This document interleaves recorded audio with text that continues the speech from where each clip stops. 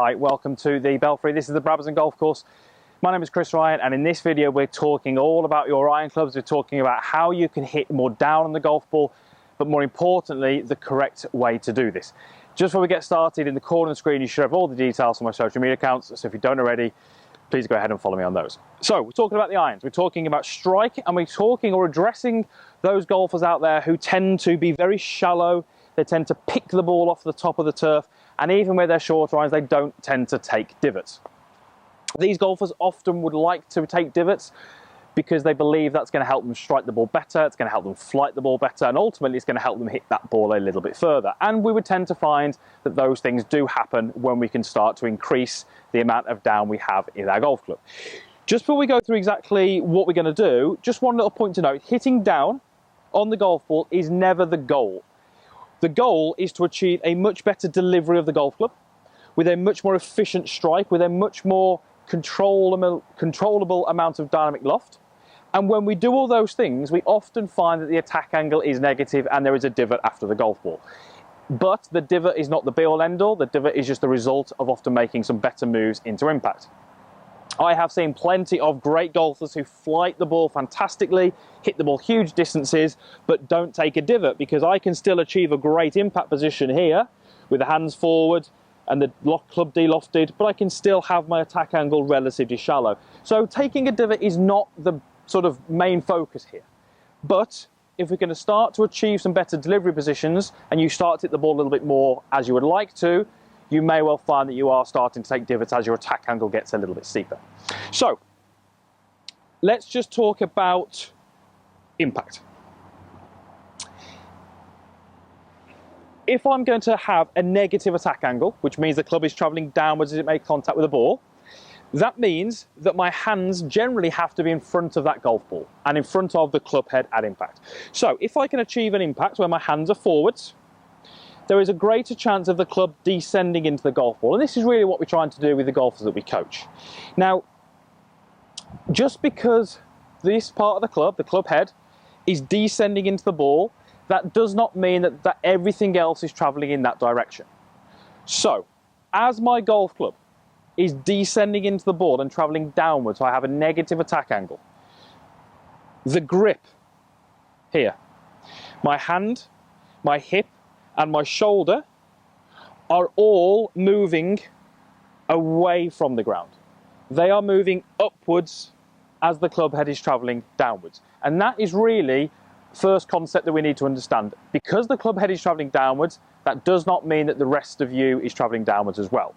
Quick little illustration. If I was to hold the golf club somewhere here, I'll hold it a bit closer to the grip end, I can create a very, very simple movement where the club head travels down and the grip travels up.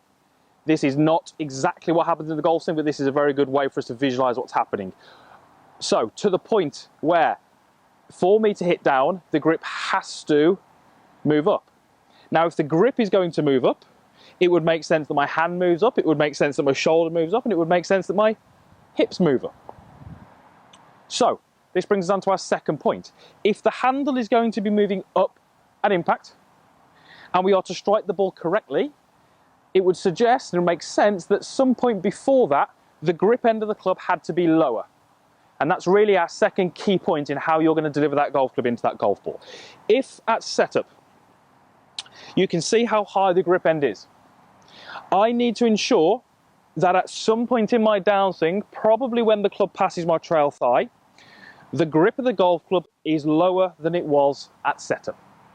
That is absolutely vitally important if we're to deliver the club as we want to into the ball.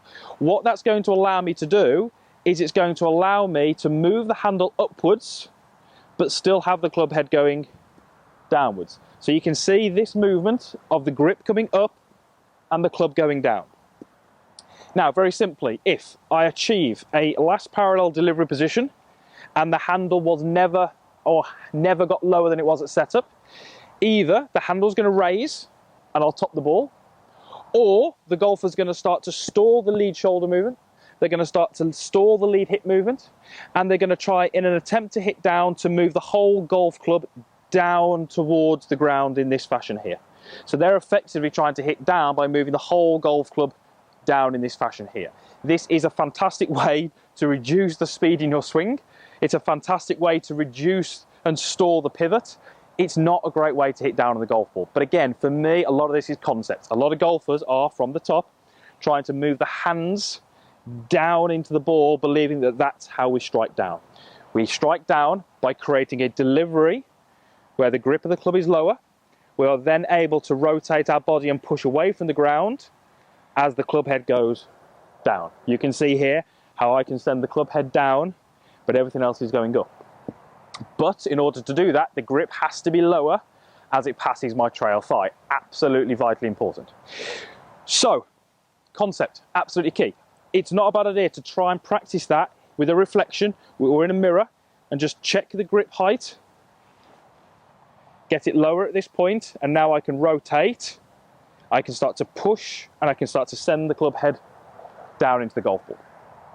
So, the idea of the video really is to discuss how to deliver the golf club to the ball with your iron clubs.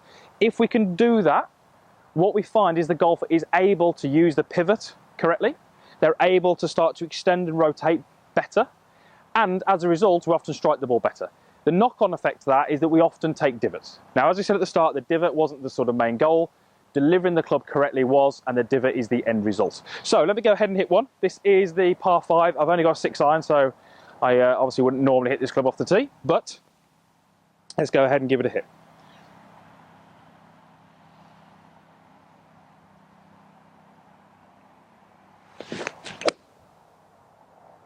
Okay, and I'll be extremely happy with that. It's pretty much straight down the middle. Nice little divot after the ball. That tells me my attack angle was negative. That's exactly what I need when hitting the iron shots off the ground. That is the best way to play the game and get the most out of those iron clubs. Thank you very much for watching. Hopefully that makes sense to you and it's going to leave you in a much better place next time you go and practice. All the usual stuff is down below. There's a comments box, there's a like button, and there is also a link to subscribe to my channel if you're not already a subscriber. It's completely free. There's loads of videos already on there, all geared around helping you play some better golf. So thank you again for watching, and hopefully we'll see you back here again soon.